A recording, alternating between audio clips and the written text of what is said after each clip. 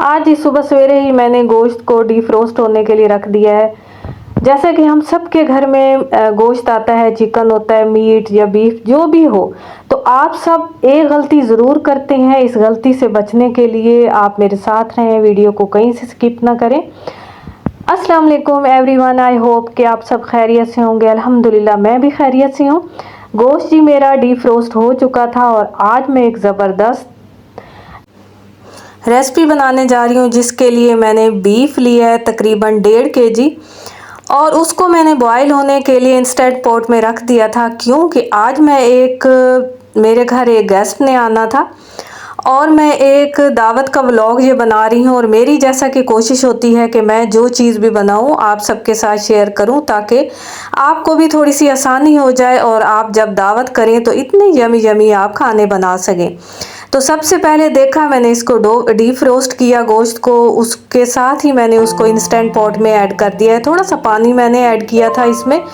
जैसे ही ये बॉईल होने के लिए मैंने इसको छोड़ा, इसमें मैंने 1 गिलास पानी ऐड किया, साथ ही मैंने हल्दी पाउडर और एक दरमियाने साइज़ की मैंने प्याज बारीक कटिंग करके उसको मैंने इसमें ऐड कर दिया है।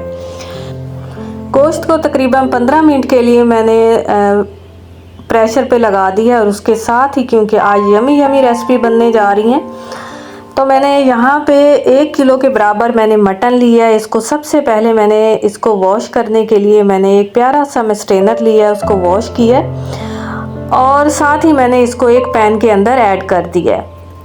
अब मैं इसमें थोड़ा सा पानी ऐड करूँगी, हस्बे मुनासिब आपने देख लेना है कि आपके पास कितना मटन है, आपने उतना ही इसमें पानी ऐड करना है। पानी ऐड करने के साथ अब मैं बाकी की प्रेपरेशन कर रही थी, जिसके लिए मुझे टमाटर चाहिए थे। 2 से 3 फ्रेश ऑनियन मैंने ले लिए और इसके साथ मैंने हरी मिर्चें ले ली हैं। ये बॉईल होने के साथ ही मैं ये इंग्रेडिएंट्स ऐड कर देती हूँ और जैसे ही मेरा मटन हो, बीफ हो, कुछ भी मैं बना रही हूँ जो कि गोश्त में हो, तो ये 3 इंग्रेडिएंट्स मैं पहले ऐड करती हूँ और जैसे ही मेरा गोश्त बॉईल हो जाता है, ये भी अच्छे से इंग्रेडिएंट्स इसमें पक जाते हैं, इनका फ्लेवर गोश्त के अंदर रच बस जाता है। बाकी का प्रोसेस मैं बाद में करूँगी। यहाँ पे मैंने फ्लेम जो था इसका इलेक्ट्रिक स्टव का बिल्कुल स्लो रखा था, तकरीबन 1200 पे मैंने इसको रखा था। और यहाँ पे मेरा टाइम कितना लगा था, मैक्सिमम मेरा 1 घंटा ज़रूर इसको बॉईल होने में लगा था। साथ ही मेरा जो कि मैंने इंस्टेंट पॉट में बीफ की बोटियां मैंने बॉईल होने के लिए छोड़ी थी, वो तकरीबन अच्छे से गल गई थी, लेकिन ये थोड़ा सा पानी, जब भी हम इंस्टेंट पॉट में कोई चीज़ बनाते हैं तो थोड़ा सा पानी हमें कम डालना चाहिए, क्योंकि वो बॉयल चीज़ हो जाती है और पानी वैसा का वैसा ही बच जाता है। अब मैंने जी उन पानी को खुश किया, उसके साथ ही मैंने एक बाउल लिया है, उसके अंदर सारा मीट जितना भी मेरा बॉईल हो चुका था वो मैंने इसमें ऐड कर लिया है। जैसा कि आप देख रही हैं वीडियो में, यहाँ सबसे पहले मैंने 2 मैंने इसमें लेमन का जूस इसमें फ्रेश मैंने ऐड किया है। साथ ही ये तिक्का मसाला है शान का मेरे पास। मैं वैसे तो फ्रेश मसाले सारे यूज़ करती हूँ, लेकिन आज क्रिस्पी बीफ फ्राई बोटी मैं बना रही हूँ, तो इसके लिए थोड़े से मसाले आपके ज़्यादा जाएंगे। 1 स्पून आपने इसमें तिक्का मसाले का डाल लेना है, उसके साथ इसमें चिकन पाउडर जाएगा, साथ ही हस्बे मुनासिब इसमें नमक जाएगा। नमक जो है पहले भी मैंने ऐड किया था और अब मैं दोबारा भी थोड़ा सा ऐड कर रही हूँ, तो आपने अपने अकॉर्डिंग देख लेना है कि आपको कितनी क्वांटिटी चाहिए। इसके साथ ही ये देखें मेरे पास हल्दी पाउडर धनिया पाउडर था, वो मैंने इसमें ऐड किया। साथ ही मैंने ज़ीरा पाउडर और थोड़ी सी मैंने चिली फ्लेक्स इसमें ऐड कर ली है, क्योंकि तिक्के मसाले के अंदर भी काफ़ी सारा स्पाइसेस उसमें होती हैं, तो मैंने यहाँ चिली फ्लेक्स थोड़ा सा ऐड किया। लास्ट में जी मैं थोड़ा सा इसमें मैदा ऐड कर लूँगी, क्योंकि हमने इनको फ्राई करना है, तो इसलिए मैदा मैं इसमें हस्बे मुनासिब ही इसमें ऐड करूँगी, जो कि मेरे मसाले के अंदर अच्छे से जो कि पहले ग्रेवी बनी हुई थी गोश्त के अंदर और साथ में मैदा डालूँगी, तो ये अच्छे से इसके साथ चिपक जाएगा। और जब मैं इसको फ्राई करूँगी तो आप देखेंगी कि कितनी ज़बरदस्त ये क्रिस्पी फ्राई बोटी रेडी हो गई है। जब मैंने गेस्ट के आगे ये वाली रेसिपी रखी तो बच्चों को तो कमाल, ये ज़बरदस्त ये वाली रेसिपी लगी और सब ने इतनी मज़े से खाई कि मैं आपको बता नहीं सकती। ये तो आपको तभी ही पता चलेगा जब आप इसको ट्राई करेंगी। तो आपने ट्राई ज़रूर करना है और एक छोटा सा कमेंट भी मुझे करना है कि आपको ये क्रिस्पी बोटी कैसी लगी। इसके साथ ही मेन्यू में काफ़ी सारा कुछ है। ये कढ़ाई मटन है, उसके साथ ये क्रिस्पी बोटी है और उसके साथ चिकन के कबाब भी हैं और बहुत कुछ। तो आपने वीडियो को कहीं से स्किप नहीं करना। मज़े मज़े की ये रेसिपी मैंने रेडी की है और साथ में मैं कैमरा भी लगा के खड़ी थी ताकि मेरे जितने भी ऑडियंस हैं उनको भी फ़ायदा हो जाए, क्योंकि हम जितनी भी होम मेकर हैं हमें आए दिन कोई ना कोई गेस्ट हमारे घर आ जाता है। तो ये वाला मेन्यू जब भी आप रखेंगी किसी भी दावत का, तो घर वाले क्या, आने वाले जो भी गेस्ट होंगे आपके, वो ये दावत कभी भी नहीं भूल सकेंगे। तो यहाँ जी मैं मोलिनेक्स फूड प्रोसेसर में कबाब बनाने जा रही थी, जिसमें सबसे पहले मैंने प्याज ली हैं। 4 से 5 मेरे प्याज थे।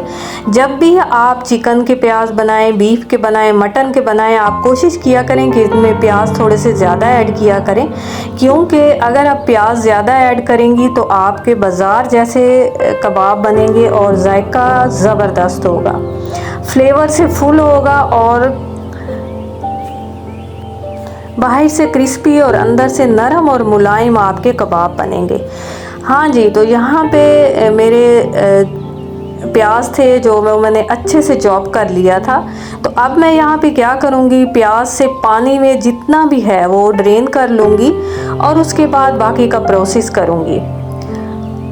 जैसे ही मैंने प्याज को पानी जो था वो खुश्क कर लिया है, मतलब कि उनको अच्छे से ड्रेन कर लिया है, तो इसमें मैंने हरी मिर्चें ऐड की हैं। हरी मिर्चें ऐड करने के बाद ये इंग्रेडिएंट्स तो हमारे रेडी हो गए। अब जी चिकन की बारी आ गई थी। मेरे पास तकरीबन 3 पाव के बराबर मेरे पास चिकन था। ये बोनलेस चिकन था। अब मैंने इसको भी अच्छे से वॉश करके पहले रख लिया था और अब मैं सारा जितना भी चिकन था इसमें ऐड कर लूँगी। ये फूड प्रोसेसर जो मेरे पास मोलिनेक्स का है ज़बरदस्त है। इसमें बीफ का कीमा भी बहुत मज़े का बनता है। अगर आप मेरी वीडियोस वॉच करते हैं तो आपको यकीनन पता होगा कि ये कितना ज़बरदस्त फूड प्रोसेसर है और इसमें हर चीज़ कितनी अच्छे से चॉप हो जाती है। यहाँ पे आपने ख्याल करना है कि आपने इसको गोश्त जो था चिकन का उसको बिल्कुल ही नहीं पीस देना, थोड़ा थोड़ी उसकी लाइट सी बोटी आपको नज़र आए। अब स्पाइसेस में जाएंगे चिली फ्लेक्स, उसके साथ ही जाएगा इसमें थोड़ा सा ज़ीरा। आपने अपने टेस्ट के अकॉर्डिंग देख लेना है। मैंने तकरीबन 2 से 3 स्पून इसमें ज़ीरा ऐड किया था। साथ में इसमें जाएंगी धनिया पाउडर और वो भी 2 से 3 स्पून ही मैंने इसमें ऐड की थी, क्योंकि कबाब जो हैं वो थोड़े स्पाइसी होने चाहिए, तो इसलिए मैं थोड़े से स्पाइसेस ज़्यादा ऐड कर रही थी। नमक ऐड किया हस्बे मुनासिब। उसके साथ मैंने इसमें जी ऐड किया है लौंग मैंने इसमें 2 से 3 ऐड किए हैं। साथ में इसमें जाएगा चिकन पाउडर। अगर आपके पास है तो ठीक, अगर नहीं है तो आप स्किप भी कर सकती हैं। उसके साथ ही मैंने इसमें बेकिंग सोडा थोड़ा सा ऐड किया है 1 स्पून के बराबर। अब जी इसमें जाएगा थोड़ा सा देसी घी। मेरे पास देसी घी रखा हुआ था इसलिए मैंने देसी घी इसमें ऐड किया है। आप चाहें तो इसको कोई सा भी घी अगर आपके घर पड़ा है, जैसे किसी भी कंपनी का, अगर नहीं है तो आप इसमें ऑयल भी ऐड कर सकती हैं। ये सारे जितने भी इंग्रेडिएंट्स थे स्पाइसेस में वो सारे मैंने इसमें ऐड किए हैं और मैंने इसको अच्छे से चॉप कर लिया है। साथ ही मेरा जो है मैंने मटन जो रखा हुआ था वो भी तकरीबन मेरा बॉईल हो चुका था और पानी इसमें थोड़ा सा रह गया था। जैसे ही पानी इसमें थोड़ा सा रह जाए तो मैं इसमें ऑयल ऐड कर लेती हूँ। साथ में स्पाइसेस में हल्दी पाउडर ऐड की है और इसके साथ बाकी स्पाइसेस जाएंगे जिसमें धनिया पाउडर है, साथ में चिली फ्लेक्स थोड़ा सा जाएगा, थोड़ा सा इसमें मैंने ज़ीरा पाउडर और हस्बे मुनासिब मैंने इसमें दही ऐड कर ली है। यहाँ पे आपने एक चीज़ का ये ख्याल रखना है कि जैसे पानी आपका अच्छे से खुश्क होना चाहिए तभी आप इसमें दही ऐड किया करें। जैसे ही दही की भुनाई मैंने अच्छे से कर ली है, तकरीबन 5 मिनट मैंने भुनाई की है और मुझे लगा है कि मेरी दही अच्छे से इसमें भुनाई इसकी हो चुकी है, तो मैंने इसमें 1 स्पून भर के मलाई का ऐड कर लिया है। जब भी आप कढ़ाई बनाने जाएं चिकन की, किसी भी मीट की, तो आप इसमें ज़रूर इसमें मलाई डाला करें। लास्ट में मैंने थोड़ी सी अदरक और उसके साथ मैंने हरी मिर्चें और धनिया मैंने इसमें फ्रेश इसमें ऐड कर ली हैं। अब मैं इसको थोड़ी देर दम पे करूँगी, इसका लेड इसके ऊपर दे दूँगी, कवर कर दूँगी। और उसके बाद जी बारी आ गई थी कबाब की। आज मैं थकावट तो मुझे बहुत ज़्यादा हो गई थी, साथ में गर्मी भी शदीद थी, लेकिन काम भी करना था, तो सुबह सवेरे ही नाश्ते के बाद मैं लग गई थी। ज़बरदस्त मेरी रेसिपी रेडी हो चुकी थी और मुझे 3 से 4 घंटे ज़रूर लगे थे। अब जी मैंने एक इस तरह की एक छोटी बारीक सी सलाख ली है, उसके अंदर मैंने ये इस तरीके से कबाब बना लिए।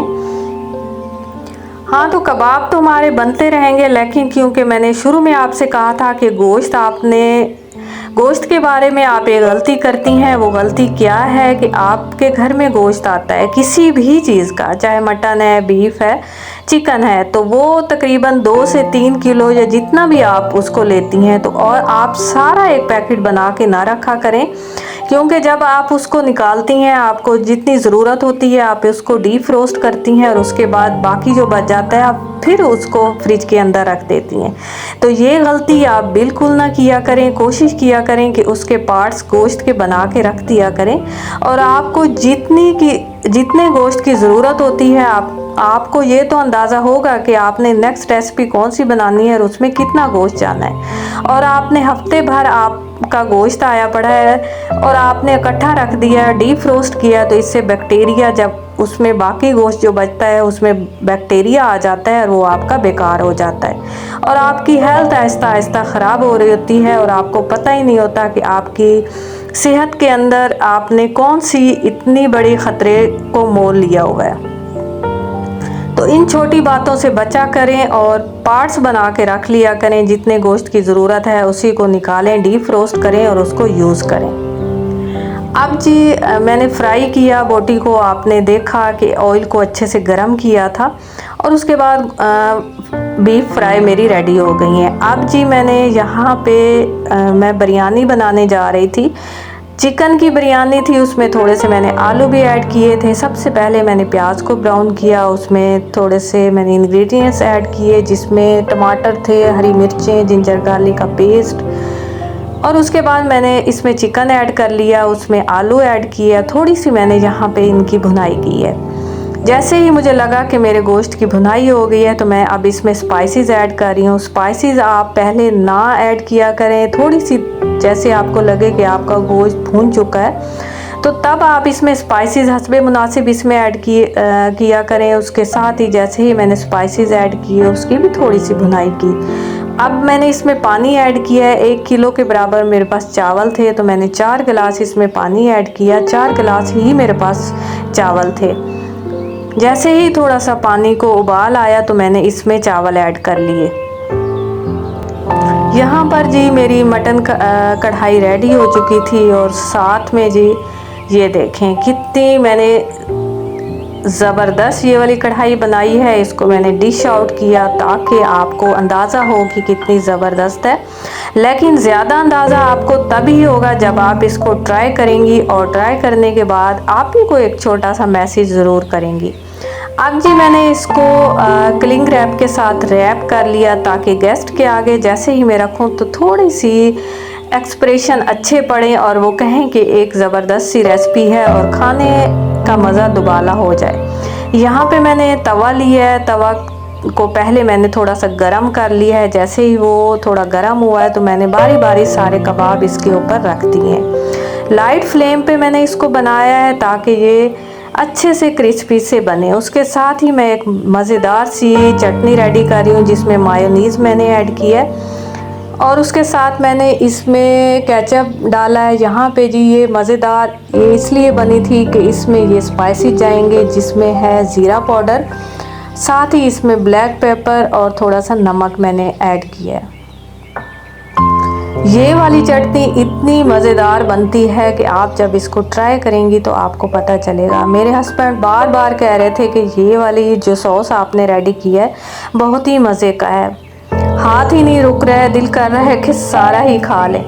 तो आप इसको ज़रूर ट्राई करें और अब इंजॉय करें। यहाँ पे जी मेरे कबाब रेडी हो चुके थे, देखें कितने ज़बरदस्त बने हैं, ना ही कहीं से टूट रहे हैं और सबके सब मैंने बराबर पहले बना लिए थे। लेकिन ये आप याद रखें कि जब आप इसको मैरिनेट करके रखें, चॉप करके रखें, तो थोड़ी देर के लिए आपने गोश्त को 10 से 20 मिनट का स्टे देना है। उसके बाद आप अपने हिसाब से कबाब बना लें। अब जी सारी टेबल अच्छे से ऑर्गेनाइज हो चुकी थी, ये सारी डिशेस मैंने रेडी कर ली थी। इंशाल्लाह आज की वीडियो आपको मेरी ज़रूर अच्छी लगी होगी। अपना जी ख्याल रखें, बहुत सारी दुआओं के साथ मुझे इजाज़त दें। अल्लाह हाफिज़।